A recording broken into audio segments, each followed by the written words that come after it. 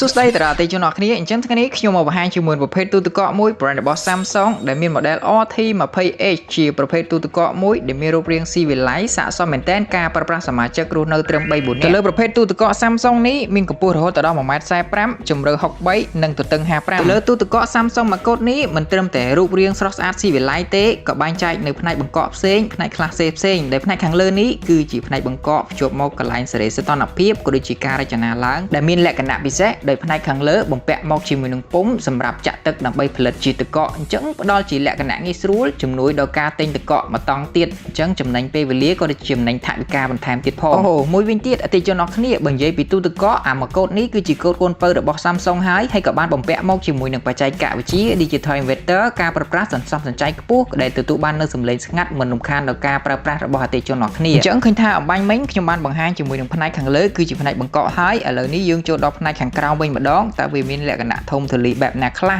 នៅលើប្រភេទទូទឹកកកនេះអញ្ចឹងផ្នែកខាងក្រោមនេះមានធ្នើ3ថ្នាក់ជាមួយនឹងចំណុះសរុប